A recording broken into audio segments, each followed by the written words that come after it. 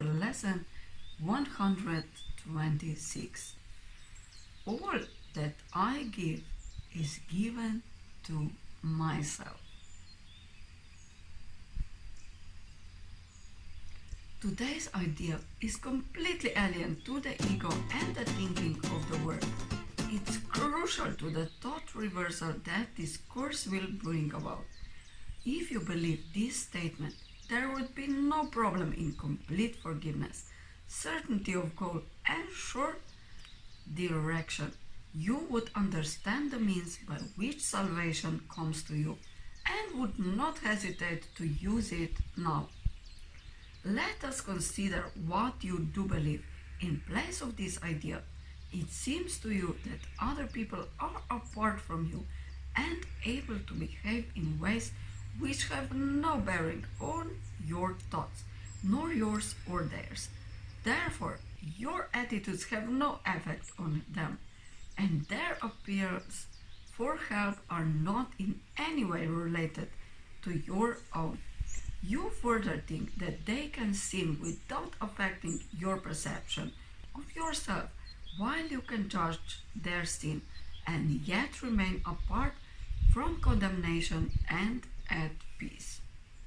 When you forgive a sin, there is no gain to you directly. You give charity to one unworthy, merely to point out that you are better, on a higher plane, than he whom you forgive. He has not earned your charitable tolerance, which you bestow on one unworthy of the gift, because his sins have lowered him beneath a true equality with you. He has no claim on your forgiveness. It holds out a gift to him, but hardly to yourself. Thus is forgiveness basically unsound, a charitable whim, benevolent yet undeserved, a gift bestowed at times, at other times withheld, unmerited. Withholding it is just, nor it is fair that you should suffer when it is withheld. The sin that you forgive is not your own. Someone apart from you committed it, and if you then are gracious unto him by giving him what he does not deserve, the gift is no more yours than was his sin. If this be true, forgiveness has no grounds on which to rest dependably and sure. It is an eccentricity in which you sometimes choose to give indulgently and undeserved reprieve. Yet it remains your right to let the sinner not escape the justified repayment for his sin. Think you the Lord of heaven would allow the word salvation to depend on this? Would not his care for you be small indeed, if your salvation rested on him? You do not understand forgiveness as you see it. It is but a check upon overt attack, without requiring correction in your mind. It cannot give you peace as you perceive it. It is not a means for your release from what you see in someone other than yourself. It has no power to restore your unity with him to your awareness. It is not what God intended it to be for you. Not having given him the gift he asked of you, you cannot recognize his gifts and think he has not given them to you. Yet would he ask you for a gift unless it was for you? Could he be satisfied with empty gestures and evaluate such petty gifts as worthy of his Son? Salvation is a better gift than this, and true forgiveness, as the means by which is attained, must heal the mind that gives. Forgiving is receiving. What remains as an unreceived has not been given, but what has been given must have been received. Today we try to understand the truth that giver and receiver are the same. You will need help to make this meaningful because it is so alien to the thoughts to which you are accustomed. But the help you need is there. Give him your faith today and ask him that he share your practicing in truth today. And if you only catch a tiny glimpse of the release that lies in the idea we practice for today, this is a day of glory for the word. Give 15 minutes twice today to the attempt to understand today's idea. It is the thought by which forgiveness takes its proper place in your priorities.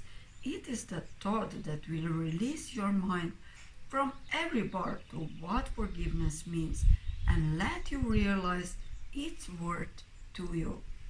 In silence, close your eyes upon the word that does not understand forgiveness and seek sanctuary in the quiet place where thoughts are changed and false beliefs laid by. Repeat today's idea and ask for help in understanding what it really means. Be willing to be taught. Be glad to hear the voice of truth and healing speak to you, and you will understand the words he speaks and recognize he speaks your words to you. In silence, close your eyes upon the word that does not understand forgiveness and seek sanctuary in the quiet place where thoughts are changed. As often as you can, remind yourself you have a goal today, an aim which makes this day a special value to yourself and all your brothers. Do not let your mind forget this goal for long, but tell yourself, all that I give is given to myself. The help I need to learn that this is the truth is with me now, and I will trust in him. Then spend a quiet moment, opening your mind to his correction and his love. And what you hear of him, you will believe, for what he gives will be received by you. Lesson 126. All that I give is given to myself. All that I give is given to myself.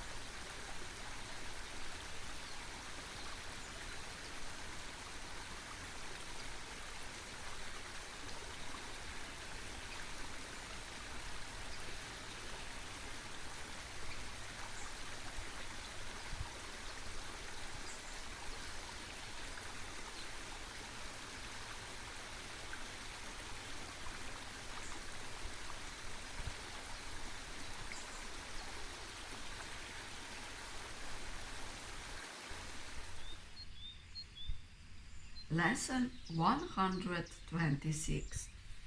All that I give is given to myself.